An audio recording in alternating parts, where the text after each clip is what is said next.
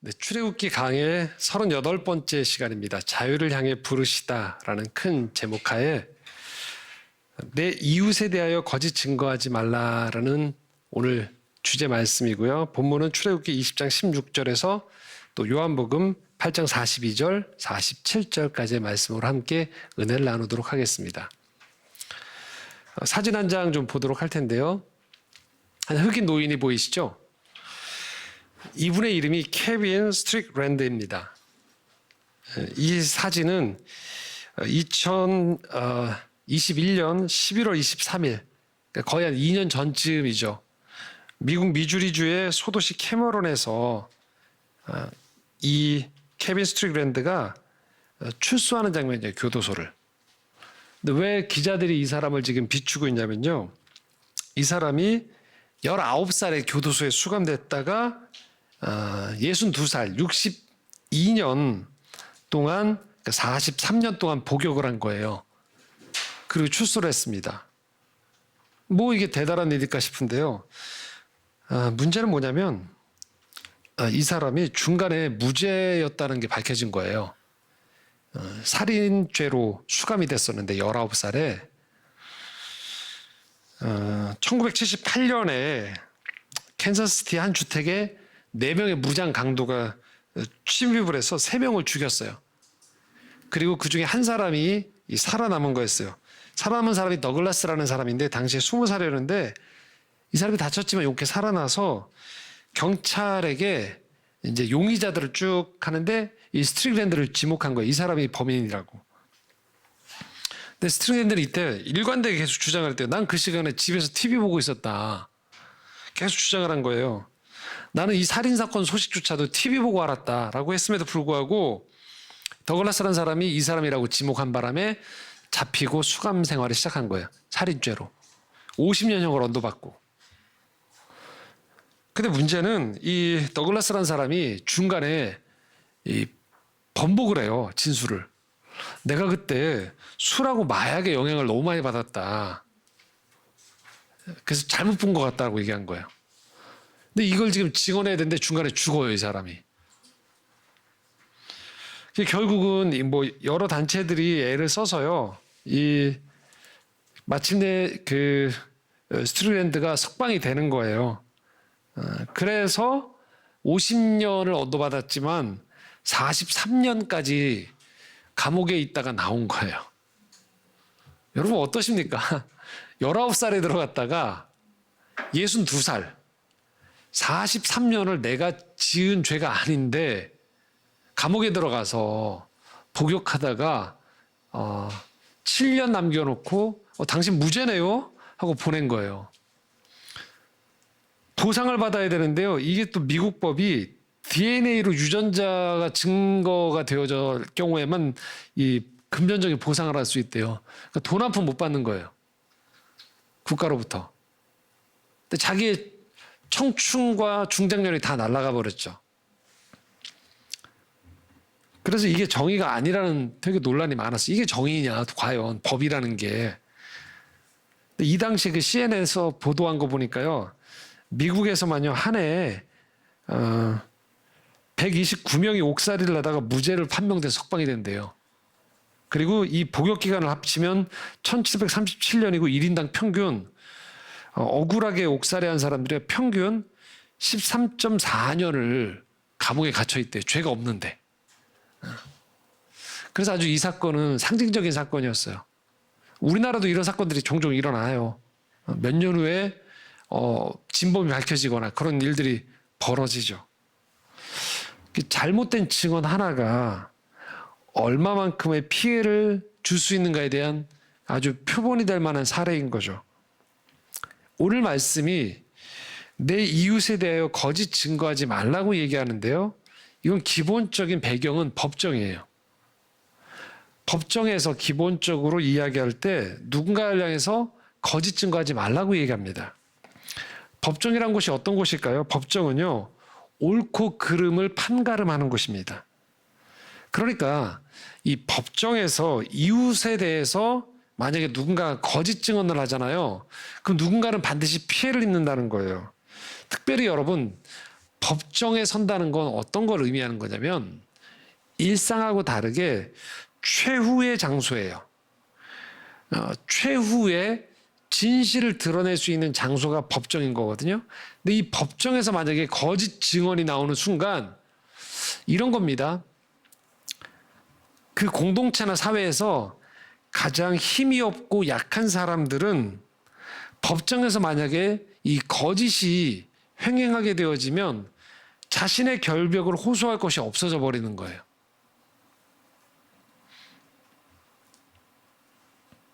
근데 만약에 그 사회가 법정에서 거짓 증언이 용인되어지는 사회가 돼버려요. 만약에 그러면 그 사회는 부패했다라는 거예요.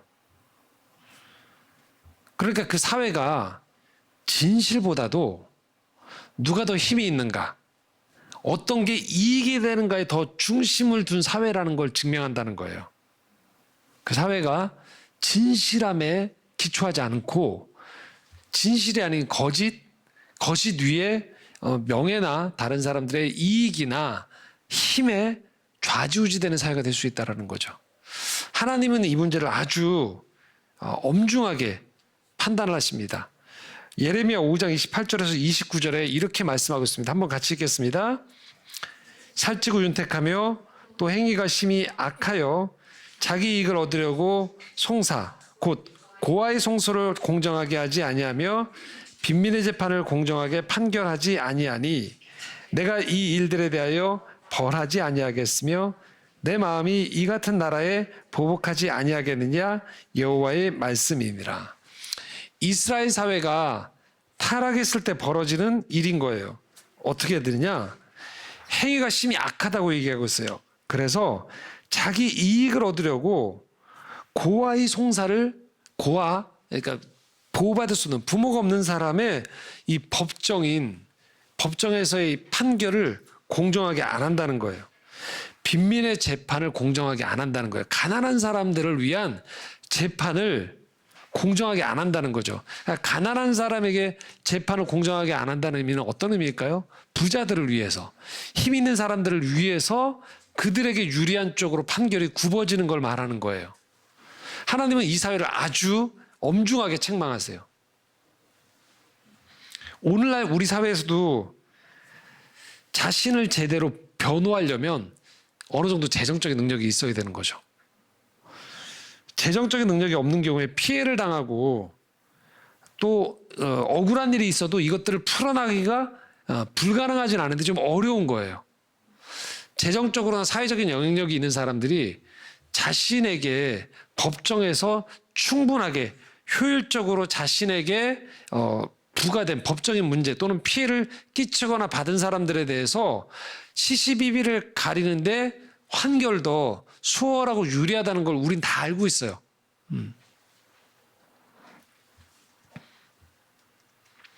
사람들이 진실을 중요하지 않게 생각하는 걸 우리는 간과하기 쉬워요. 그 사회가 어떻게 되는지에 대해서.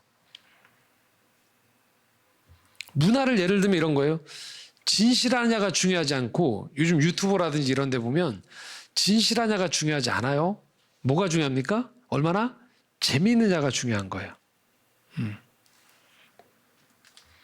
우리 사회 최근 어떻습니까? 가짜뉴스가 판을 치고 있죠. 횡행하고 있어요. 한번 온라인에 잘못된 기사가 올라가면 걷잡을 수 없이 그게 퍼져요. 수습하기가 어려운 거예요. 사람들이 준이가 아니고 온라인에 한번 나왔으면 그냥 그게 맞다라고 생각하고서 다 그냥 복사해서 유통하는 거죠. 여러분들 잘 보고 있는 카카오톡이나 이런 데 보면 전달되어진 어떤 소식들이나 뉴스 중에서 종종 그런 일이 벌어져요. 저도 저한테 누가 소식을 보내줬을 때 그분한테 연락을 드리는 경우가 있어요. 이거 잘못된 정보인데요 라고 하는 경우들이 있어요. 근데 이미 아시겠지만 그 정도 정보들이 누군가에게 올 때는 이미 어떻습니까? 많이 퍼져 있는 거죠. 그리고 누가 설령 이런 거죠. 잘못된 정보를 보냈어요. 그러면 웬만큼 친하지 않은다면은 잘못된 정보라고 정정 그 소식을 안 보내요. 그냥 뭐 어떻게 합니까? 말아버리는 거죠. 이게 그냥 지나가도 될 만한 가십성 기사면은 그냥 무게감이 가벼운 거라면 넘어갈 수 있지만 한 개인에 대한 문제나 어떤 국가의 중요한 정책을 정하는 문제에 있어서도 얼마든지 이런 일들이 벌어질 수 있는 것이죠. 조지 레이코프스라는 그 사람이 쓴 책 중에서 아주 이제 유명해진 책인데요. 코끼리는 생각하지 마라는 책이 있어요. 아주 유명한 책입니다. 이 책의 내용은 이런 겁니다. 이 정치인들에 대한 어떤 이야기인데요. 지금 여기 있는 여러분들한테요, 제가 갑자기 이렇게 얘기하는 겁니다. 여러분, 코끼리 생각하지 마세요. 하고 제가 이제 계속 얘기를 하면 여러분들은 어떻게 할까요? 지금 한 번도 코끼리 생각 안 하셨던 분들이 갑자기 이제 여러분 머릿속에서 뭐하고 싸울까요? 코끼리하고 싸우는 거예요. 아, 그래, 난 코끼리 생각 안 해야 돼. 라고 하는 거예요. 한 번도 여러분 가만히 계실 때 생각 안 했는데 갑자기 코끼리 생각하지 마세요라고 하는 순간에 갑자기 여러분 이 뇌 속에 뭐가 들어와요? 코끼리가 들어오는 거예요. 그래서 여러분이 생각 안 해도 됐던 문제인데 코끼리하고 계속 싸우시게 돼요. 여러분 뇌에서. 이게 뭘 말하냐면요. 프레임이라고 얘기해요. 어떤 사람이 어떤 사안에 대해서 프레임을 짜기 시작하면 상대방은 그 프레임에 맞서서 이야기하게 되는 거예요. 정치인들이 이런 일을 한다는 거예요. 그래서 갑자기 난데없이 프레임을 딱 짜기 시작해요. 그러면 뭐예요? 상대당은 이 프레임에 맞서기 시작해야 되는 거예요. 그래서 정치인들이 누가 프레임을 먼저 짜느냐로 지금 아주 재편이 돼버렸어요. 그러니까 함께 모여서 진실이 뭡니까를 연구하는 게 아니에요. 그게 아니고 어떤 이슈에 대해서 뭔가 누가 선점하는 거예요. 그리고 그 이슈를 가지고 자기네 나름대로의 이슈로 그림을 짜서 언론에 배포하기 시작합니다. 그럼 상대당은 갑자기 뭐합니까? 네, 갑자기 그 프레임에 맞서야 되는 문제가 발생하는 거예요. 이런 겁니다. 여러분들이 멀쩡히 잘 살고 있는데 여러분 공동체나 직장에서 갑자기 누군가가 나를 향해서 저 사람 참 말이 과장돼 라고 한번 누군가에게 사람들이 대해서 얘기하는 순간에 여러분 뭐합니까? 여러분의 에너지가 어디에 소비될까요? 내가 과장되지 않은 사람이라는 걸 갑자기 증명을 해내셔야 되는 거예요. 이게 프레임이거든요. 그러니까 사회가 무서워지는 건 어떤 지점들이냐면 바로 이렇게 프레임을 짜기 시작하는 거예요. 그래서 이 프레임에 너는 찬성의 반대가 되기 시작해요. 프레임 싸움이 돼버리는 거예요. 서로 간에 프레임 밖에 있는 사람들도 들으면서 얼마든지 진실을 향해서 서로 지혜를 모으고 서로의 경험을 모아서 함께 한 방향으로 더 좋은 사회가 되어지기 위해서 더 좋은 관계가 되어지기 위해서 나아가는 방식이 아니고 프레임 싸움으로 가서 누가 먼저 짠 프레임으로 이기냐 지냐의 문제로 가기 시작하는 거예요. 그런 사회는 더 이상 진실이 설 자리들이 줄어드는 거죠. 온라인 환경에서 더 이런 문제들이 많아지고 있어요. 누가 어떤 프레임으로 문제를 부각하느냐에 따라서 이게 정치에서도 그렇고요. 경제에서도 그렇고 사회, 문화, 심지어 종교 영역, 신앙 영역 안에서도 이런 프레임 싸움들이 계속 벌어지고 있어요.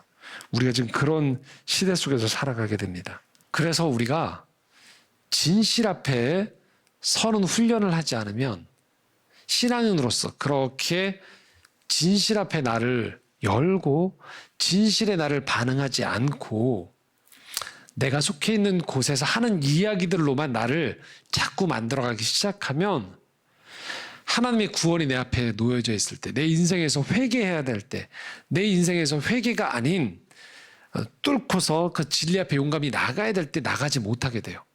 주변 사람들을 신경을 쓰기 시작해요. 주변 사람들이 했던 말이 나한테 권위가 돼서 그걸로 모든 것들을 관철하거나 받아들이는 문제가 벌어지기 시작한다는 거예요. 근데 이건 우리 일상에서 얼마든지 이런 오류가 벌어지죠. 사실관계를 확인하지 않은 상태에서 섣불리 말을 옮기는 경우들이 얼마나 많습니까? 그래서 그런 사회 속에 살다 보니까 우리가 피해자도 되지만 우리가 가해자도 될 수 있어요. 그 더 중요한 건 하나님을 믿는다고 할 때 이 하나님의 진리 앞에 구원이란 것과 진리 앞에서 나를 열고 개방하고 오늘 하나님이 나를 바꾸시고 변화시켜 나아가는 곳에 진지하게 귀를 기울이지 못한 채 영혼의 진실에 가닿지 못하고 그냥 내 주변 사람들의 말로만 나를 채워나가기 시작하는 것이죠. 예수님이 오셨을 당시에 사람들이 바로 이런 문제에 봉착했던 거예요. 예수님이 오셔서 구약 시대에서부터 예언했던 그 메시아로서의 자신의 정체성을 드러내고 있음에도 불구하고 그렇게 구원자, 메시아를 기다렸던 사람임에도 불구하고 많은 이적과 가르침과 그런 활동들을 통해서 충분히 하나님의 아들임을 드러냈음에도 불구하고 이 문제를 가장 진지하게 귀담아 듣고 검증해야 될 사람들이 도무지 검증하지 않았어요. 섣부른 결론을 내려버리고 그것으로 예수 그리스도를 정죄했죠. 마태복음 26장 63절에서 68절까지의 말씀인데요. 함께 읽도록 하겠습니다. 예수께서 침묵하시거늘 대제사장이 이르되 내가 너로 살아계신 하나님께 맹세하게 하노니 내가 하나님의 아들 그리스도인지 우리에게 말하라. 예수께서 이르시되 내가 말하였느니라. 그러나 내가 너희에게 이르노니 이후에 인자가 권능의 우편에 앉아있는 것과 하늘 구름을 타고 오는 것을 너희가 보리라 하시니 이에 대제사장이 자기 옷을 찢으며 이르되 그가 신성모독하는 말을 하였으니 어찌 더 증인을 요구하리요. 보라 너희가 지금 이 신성모독하는 말을 들었도다. 너희 생각은 어떠하냐? 대답하여 이르되 그는 사형에 해당하니라 하고 이에 예수의 얼굴에 침 뱉으며 주먹으로 치고 어떤 사람은 손바닥으로 때리며 이르되 그리스도야 우리에게 선지자 노릇을 하라. 너를 친 자가 누구냐 하더라. 대제사장이 누굽니까? 가장 거룩한 상태에서 하나님을 만나도록 요청되어지는 신앙 공동체의 지도자예요. 근데 그가 지금 뭐라고 예수님한테 하냐면 내가 너로 살아계신 하나님께 맹세하게 하노니 내가 하나님의 아들 그리스도인지 우리에게 말하라고 요청을 했어요. 네가 하나님의 아들 그리스도인지 나한테 말하라. 예수께서 64절에 뭐랍니까? 네가 말하였느니라. 그런데 65절에 대제사장의 반응은 뭡니까? 자기 옷을 찢으며 그가 신성모독하는 말을 하였으니 어찌 더 증인을 요구하리요? 라고 하는 거예요. 그러니까 예수님이 돌아가실 때 신성모독죄로 돌아가시는 거거든요. 자, 장면을 보세요. 물어봤잖아요. 네가 살아계신 하나님의 아들 그리스도냐고 물어봤어요.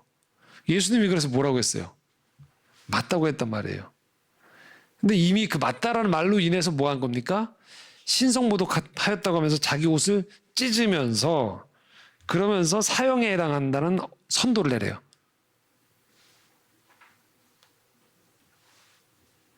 이미 답이 정해져 있었던 거죠. 들을 생각을 하지 않았던 거죠. 서두에 설명해드렸던 것처럼 그냥 프레임을 짠 거예요.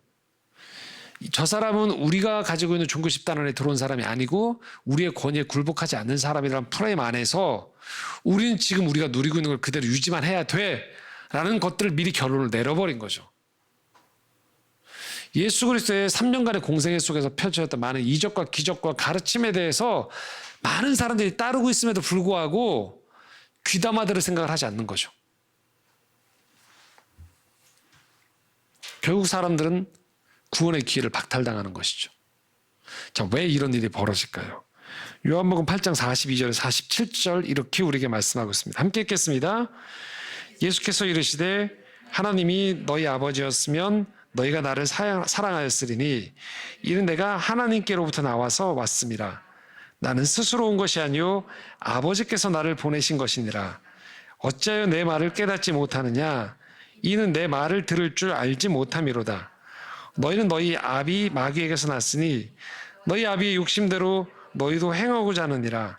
그는 처음부터 살인한 자요 진리가 그 속에 없으므로 진리에 서지 못하고 거짓을 말할 때마다 제 것으로 말하나니 이는 그가 거짓말쟁이요 거짓의 아비가 되었습니다. 내가 진리를 말함으로 너희가 나를 믿지 아니하는도다. 너희 중에 누가 나를 죄로 책잡게 드냐? 내가 진리를 말하는데도 어찌하여 나를 믿지 아니하느냐? 하나님께 속한 자는 하나님의 말씀을 듣나니 너희가 듣지 아니함은 하나님께 속하지 아니하였습니다. 44절에 이런 표현이 나오죠. 너희 아비 마귀에게 났다라고 하면서 이 마귀의 특징이 뭐예요? 진리에 서지 못하고 거짓말을 한다는 거예요. 그러니까 우리는 알 수 있는 거죠. 이 세상을 살아가면서 어떻게 저렇게 거짓말을 하면서도 잘 살 수 있을까? 그런 질문 계속 들죠? 양심의 가책이 들지 않나? 근데 수십 번의 거짓말을 하는 거죠. 저 거짓말을 통해서 누군가가 피눈물을 흘리고 인생이 망가질 텐데 아랑곳하지 않는 거예요. 한 사람이 살아온 생애에 대해서 자신의 입술에서 나오는 한마디 두마디로 그냥 저 사람을 인격적으로나 그 사람의 노력을 물거품으로 만들어버리고 심지어는 살인까지 저지를 수 있음에도 불구하고 사람들은 아무렇지도 않게 거짓을 유포한다는 거예요. 거짓을 발설한다는 거예요. 어떻게 그럴 수 있는가라고 우리는 생각할 수 있어요. 사람인데. 근데 이게 바로 이 진실의 문제에 우리는 뭐가 끼어들었다는 걸 알 수 있어요? 영적인 문제가 끼어있다는 걸 알 수 있다는 거예요. 바로 뭐가 들어가 있다는 거예요? 마귀가 그 안에 들어가 있다는 거예요. 이 세상을 살아가는 가운데 그래서 우리가 끊임없이 영적 어떤 의미에서 전쟁을 치르는 것은 다름 아닌 진리에 대한, 진실에 대한 것들을 찾아가는 거예요. 근데 마귀는 그것들을 눈을 가리게 만들어요. 우리로 하여금. 괜찮다고 얘기합니다. 다들 그렇게 산다라고 얘기하는 거예요. 너 이득이 되잖아 라고 얘기하는 거예요. 저 사람 신경 쓰지 마 라고 얘기하는 거예요. 누가? 마귀가 그렇게 유혹하는 거예요. 여러분, 그래서 대중문화가 아무리 화려해도요, 세상에 경제력으로 아무리 많은 것들을 성을 쌓아도요, 거기에 거짓이 들어가 있다면 철저한 하나님의 심판이 따른다는 것들을 우리가 잊지 않아야 된다는 거예요. 그래서 거짓으로 잘된 것들에 대해서 여러분 부러워하지 마시기 바랍니다. 신앙인이 된다는 것은요, 그래서 우리가 살아가면서 점점 진실함을 가지고 진리 가운데 살아갈 수 있도록 내면의 힘을 키우고요, 내가 살아가는 공동체가 진실한 공동체가 되어질 수 있도록 하는 걸 말하는 거예요. 기독교가 구원을 말한다는 건 이 땅에서 사람들에게 감언이설을 하는 게 아니에요. 아편, 마약을 주는 게 아닙니다. 인생을 살아가는 가운데 가장 진실한 삶의 희망이 구원이기 때문에 구원을 얘기하는 거예요. 기도는 내 안에 욕망이 우글우글대고 있는데 이걸 더 강화하기 위해서 하나님이 힘을 빌어서 어쨌든 수단 방법을 가리지 않고 내가 원하는 걸 이루게 해달라고 얘기하는 게 아닌 거예요. 기도를 하면서 내 안에 있는 허영을 보는 거예요. 내 안에 있는 게으름을 보는 거예요. 내 안에 있는 교만을 보는 거예요. 그래서 진실한 사람이 되어져 가는 겁니다. 우리가 말씀을 읽는다는 건 뭘 말할까요? 말씀은요, 우리로 하여금 진실한 사람이 되어지도록 만드는 거예요. 우리에겐 세상을 살면서 많은 거짓말에 우리가 오염이 되어 있어요. 거기에는 세상적인 배경과 욕심이 가득한 가운데에서 포장된 것들로 진열되어 있는 것들 속에서 우리의 진실한 영혼들이 상처받으며 살아왔어요. 때로는 그것이 허영에 또는 무지에 있는 부모가 건넨 말로 인해서 자녀가 진짜 자기 모습을 찾지 못하고 거짓말로 인해서 깨어지고 왜곡되고 자기를 찾지 못하는 경우도 발생해요. 인생을 살아가면서 때로는 선생님이, 때로는 이 세상의 권위자들이 성공했다고 하는 사람들의 그 거짓말이 우리로 하여금 진짜 나를 찾지 못하도록 만드는 거예요. 진실한 삶의 단계들을 가지 못하도록 만드는 거예요. 이데올로기가 그렇게 만들기도 하고요. 때로는 종교가 그렇게 만들기도 하고요. 사회적 활동이 우리를 그렇게 만들기도 하는 거예요. 그래서 우리로 하여금 진실하게 나아가지 못하도록 하고 우리를 계속적으로 포장하고 위장하는 쪽에 능숙하게 만드는 거죠. 그래서 오히려 진실함을 말하는 사람은 위험하다고 생각하고 피하게 되는 거예요. 적절히 거짓말을 둘러싼 사람들이 훨씬 편안해지기 시작하는 겁니다. 물론 한 가지 우리가 주의할 점은 있죠. 노골적인 걸 말하는 게 아니에요. 하고 싶은 말 다 하는 걸 진실하다고 얘기하는 게 아니죠. 총체적으로 그 사람을 봐줄 수 있는 진짜 눈이 있느냐라는 거예요. 그게 하나님으로부터 우리에게 오거든요. 사람들은 지금의 내 모습만 보고 얘기해요. 근데 하나님은 내 과거와 현재, 미래까지 아시는 가운데서 나에게 진실한 축복과 선함의 인도함을 우리에게 오늘도 인도해 주고 계시거든요. 그게 진실의 소리예요. 근데 사람들은 내가 가지고 있는 약점들, 내가 지금 부족한 몇 가지를 가지고 나를 다 평가해 버리는 거죠. 거짓말이에요. 또 우리 스스로가 사람들이 우리에게 했던 말로 인해서 진짜 내가 서야 되는 겸손한 위치, 진실한 내 위치가 아닌 과장되게 자아가 확대되는 경우도 있죠. 반대로. 마치 내가 다 이것을 이룬 양, 사람들은 다 못나서 그런 양, 토취하며 살아가는 거야. 끊임없이 사람들에게 모멸감을 주고 상처를 주고 세상을 자기가 원하는 방식대로만 끌어가려고 하는 거죠. 그래서 그것들이 이루어지지 않으면 무리를 해서 거짓을 동원해서라도 이것들을 계속 강화하는 쪽으로 가게 되는 거죠. 그래서 오늘 사회가 병들고 가정이 병들고 심지어는 신앙 공동체마저도 진리 앞에 바로 서지 못하고 온갖 허세와 포장으로 가득 찬 곳에서 자꾸만 변해가게 되는 거예요. 우리가 주일 예배를 이렇게 일주일에 한 번씩 와서 드린다는 건 뭘 말할까요? 이렇게 거짓과 포장으로 가득한 세상 속에서 살아가던 우리가 다시 한번 진리 가운데 인도한 하나님 앞에서요, 우리 스스로를 돌아보는 거예요. 진짜 내 모습을 찾아가는 거예요.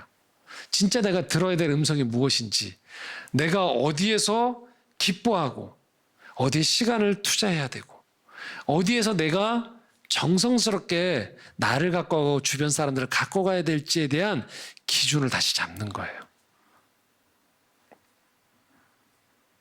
신앙이 성숙해 가면요, 이런 겁니다. 그래서 진짜 나하고 괴리가 되어 있는 것들, 그런 것들을 자꾸 좁혀나가는 거예요.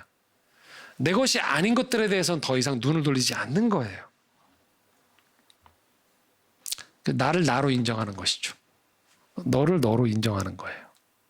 그러면서 거기에 그치지 않고 오늘도 이 세상 가운데 구원을 빛을 주시는 하나님과 함께 희망을 갖는 거예요.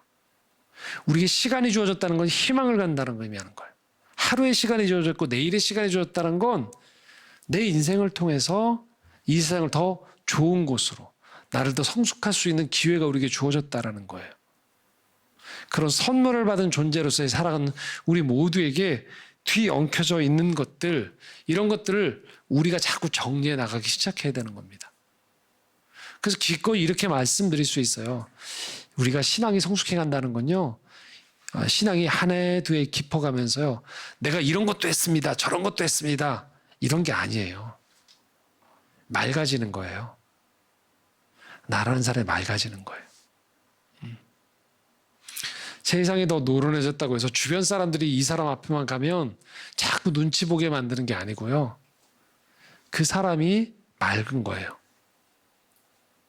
그 사람이 하는 말의 진위가 왜곡되어지지 않게 되어지고 그 사람의 행동이 몇 겹으로 포장되어 있어서 도무지 속으로 알 수 없다라고 얘기하는 것이 아니고, 그가 가는 방향과 가치관, 그의 성실함과 진실함, 성공과 때로는 힘겨운 것들이요, 그냥 뒤범벅이 돼서 그냥 덧칠해버리는 것이 아닌 그의 삶을 성실하게 선하게 살아가는 모습들을 주변 사람들이 파악할 수 있는 사람이 되어져가는 것을 의미합니다. 그게 진실인 거예요. 자, 그러면 우리는 어떻게 이 진실을 우리의 생에서 배워갈 수 있을까요? 세 가지 이야기를 하면서 말씀을 정리할 건데, 첫 번째는요, 질문해야 돼요. 자, 요한복음 3장 1절에 4절입니다. 함께 읽겠습니다. 그런데 바리새인 중에 니고데모라 하는 사람이 있으니 유대인의 지도자라. 그가 밤에 예수께 와서 이르되 랍비여, 우리가 당신은 하나님께로부터 오신 선생인 줄 아나이다. 하나님이 함께 하시지 아니하시면 당신이 행하시는 이 표적을 아무도 알 수 없음이니이다. 예수께서 대답하여 이르시되 진실로 진실로 내게 이르노니 사람이 거듭나지 아니하면 하나님의 나라를 볼 수 없느니라. 니고데모가 이르되 사람이 늙으면 어떻게 날 수 있사옵나이까? 두 번째 모태에 들어갔다가 날 수 있사옵나이까? 자, 1절에 보시면 이렇게 되어 있어요. 바리새인 중에 니고데모라는 사람이 있는데요. 여기 이렇게 써 있어요. 유대인의 지도자라고요. 그러니까 지도자급에 있는 사람이에요. 이 사람은 체면을 중시할 수 있는 사람이에요. 그냥 내 지식으로 아까 말씀드렸던 종교적 프레임으로 예수를 얼마든지 거부할 수 있는 당대의 분위기가 있는 사람이에요. 근데 그가 2절에 보시면 어떻게 했습니까? 그가 밤에 예수께 와서라고 표현했어요. 왜 밤에 왔을까요? 사람들의 시선이 의식된 거예요. 가면 안 되는 거예요. 근데 이 사람 안에 중요한 문제가 있었던 거예요. 구원의 문제, 진리의 문제에 대한 궁금증이 있었던 거예요. 근데 이거를 묻기 위해서 비록 밤에 자기가 감당할 수 있는 범위를 말하는 거예요. 감당할 수 있는 범위 안에서 용기를 내서 찾아가서 뭐라고 합니까? 당신은 하나님께로서 오신 선생인 줄 아나이다. 예수의 행적을 보면서 온 거죠, 감히. 대제사장은 묻자마자 그냥 참담하다 하면서 신성모독이라고 했지만 이 니고데모라는 바리새인 지도자는요, 그렇게 보지 않았던 거예요. 그래서 당신이 행하시는 표적을 아무도 할 수 없는데 이거 뭡니까? 라고 물어보는 거예요. 그러자 예수님이 대답하시죠. 진실로 진실로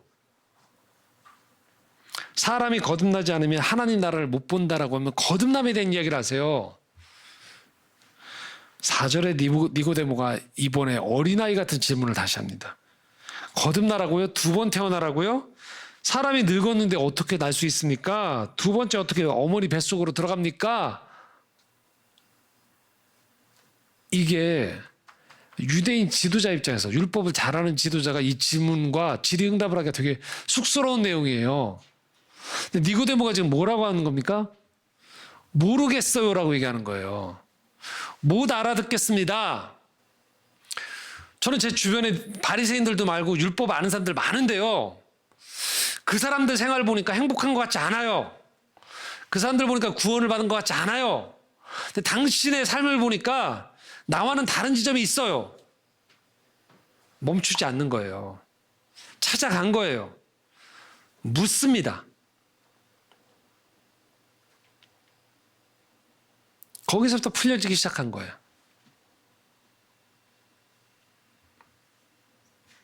그냥 무마하지 않았어요. 저는 모태신앙이었는데 고등학교 때 참 고민이 많았어요. 왜 고민이 많았냐면 출석했던 교회에서나 이 그냥 주변에 제가 그냥 접했던 제 주변의 환경들이요.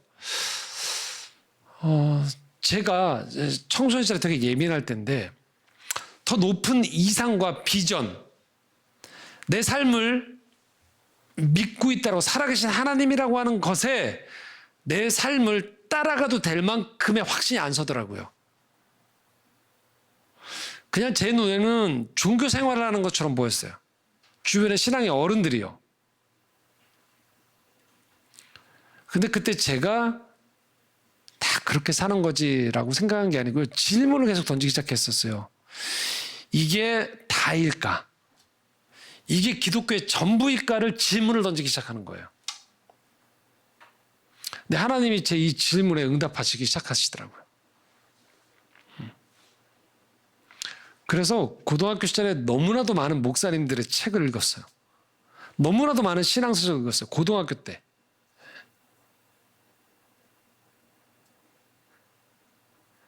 그러면서 내가 만나는 사람들 너머에 많은 기적과 이적이 있고 하나님의 역사하심이 있구나라는 것들을 보는 그런 사람들의 이야기가 너무 많았었어요. 근데 여러분 오늘도 이 땅을 살아가면서 정말 진리에 자기 생을 걸고 신앙의 깊이와 넓이를 찾아간 사람들이 얼마나 많은지 몰라요. 그냥 뉴스에 한두 번 나오는 윤리적인 어떤 문제들, 물론 그걸 간과해서는 안 되겠죠. 기독교의 부족함들, 또 내가 경험했던 몇 가지의 기독교에 대한 경험들을 마치 신앙의 전부라고 여러분 오인하지 마시기 바랍니다. 기독교 2000년 역사는 그렇게 만만한 역사가 아니에요. 그렇기 때문에 끊임없이 우리가 진실의 사람이 된다는 건요. 여러분 생애 과제에서 어제까지 맞았지만 오늘 내가 어제까지 알고 있던 것들이 적용이 안 되어 있을 땐 질문을 하셔야 돼요. 그냥 가는 게 아니에요. 진실이고 진리는 항상 적용이 되게 돼 있어요. 당장 해답을 주어지지 않더라도 내가 그 길을 따라갈 수 있는 힘을 주게 돼 있어요. 그래서 여러분 질문하기를 멈추지 마시라는 겁니다. 제가 늘 드리는 말씀처럼 이상하면 이상한 겁니다. 이상한데 뭔가 있다고 생각하면서 가지 마시고 이상하면 이상하다고 생각하고 그 지점에서 멈추시는 거예요. 그리고 질문을 던지는 거예요.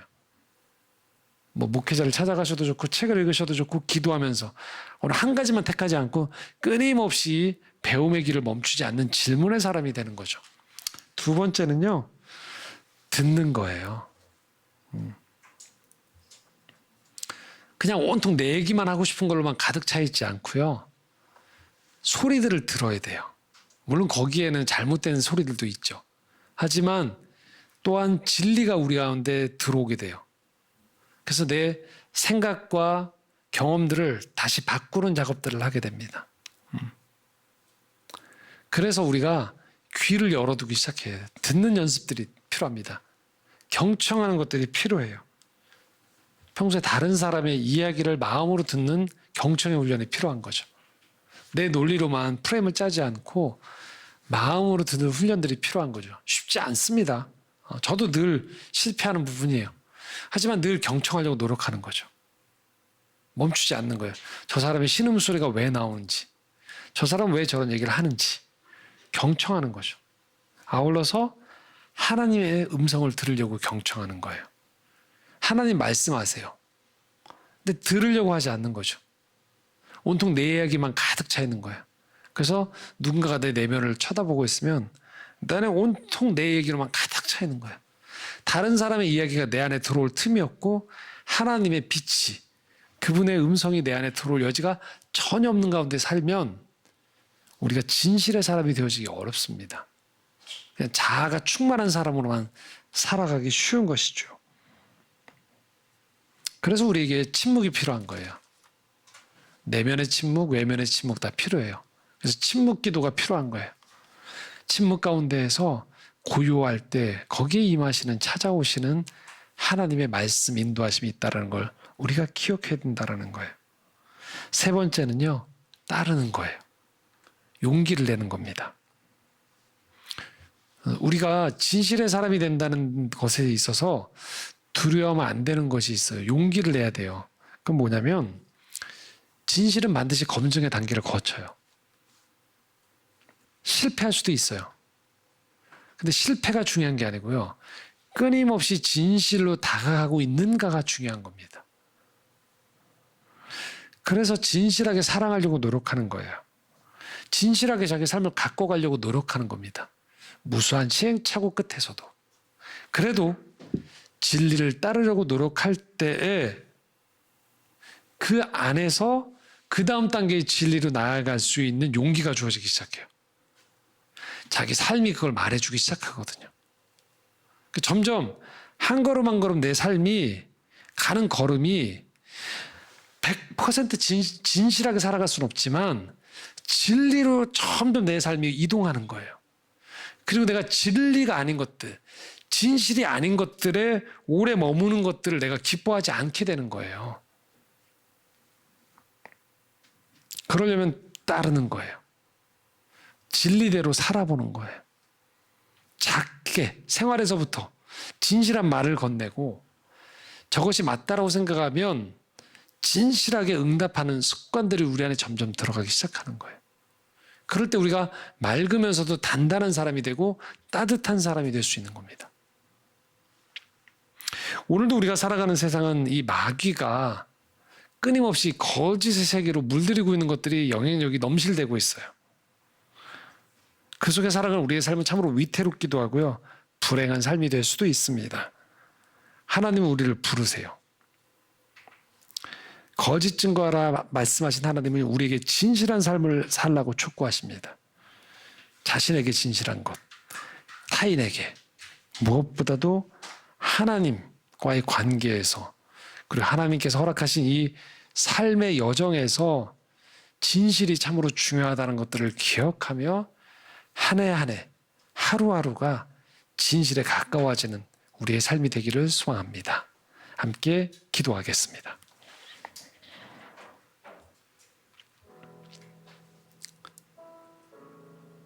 사랑의 하나님 아버지, 거짓이 가득한 세상 속에서 살아가며 우리도 모르게 거짓과 허영, 또 가해자가 되기도 하고 피해자가 되면서 신음하며 살아갑니다. 오늘 우리 가운데 참 진리로 다가오사 우리 삶을 진실하게 만드시는 하나님의 인도하심을 바라봅니다. 주님, 진실한 사람이 되고 싶습니다. 내 속사람을, 내 관계를, 내 인생의 꿈을 그렇게 주님의 진실 앞에서 좌표를 다시 잡고 그렇게 살아가는 저희들 될 수 있도록 인도하여 주시옵소서. 거짓을 미워하고 진리를 사랑하는 저희들 될 수 있도록 이끌어 주시옵소서. 예수님의 이름으로 기도드립니다. 아멘.